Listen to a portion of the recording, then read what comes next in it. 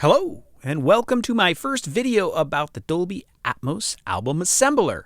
So, before you dive into the Atmos Assembler, realize that the Atmos Assembler needs to play back through the Atmos renderer.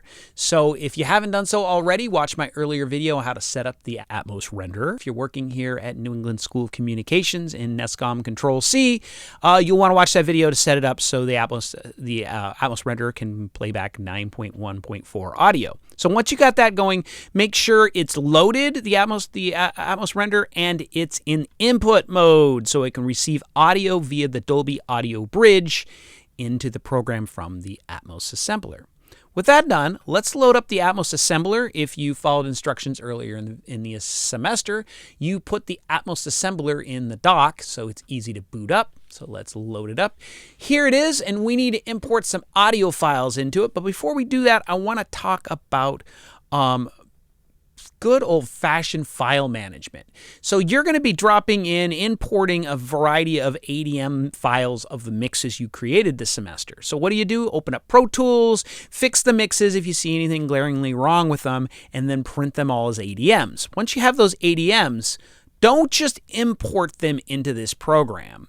Put them all in one folder. In this case, make a folder, name it Atmos Assembler Assignment, and put it in your student folder on the student's hard drive, the Control-C hard drive, and put them all, but make sure all those audio files are in one place. Do not leave these ADMs in the original Pro Tools session folders. If you do, when you reopen the session on another day, or when I go to open it up to grade your assignment, it will have lost the locations of the files, and I won't be able to play back audio, or you won't be able to play back audio, and that will be a sad day. So the easy thing to do is put all those audio files in this one folder, and then they're easy to find. And then the other key thing dealing with file management here is save your project, and I'm into the same folder. So I'm going to put it in this Atmos Assembler folder, and name it as the assignment instructions tell you: album assembler assignment. I don't know, underscore space whatever your name. Not your name, but like literally your name. Save it in that same folder, and so later on when you load it, it will be able to find all those files. So I'll demonstrate in 1 second. Let's actually import those audio. Album Assembler, File, Import ADM BWF.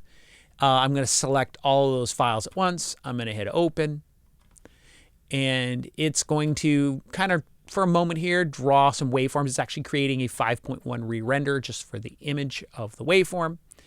And let's check audio here. If I press play, it will send audio out the Dolby audio bridge, which will hopefully go to the renderer. So let's press play. Ooh, I'm hearing audio. And if we go over to the renderer, you can see everything dancing. If you want to change your monitoring, whatever, you do it in your renderer.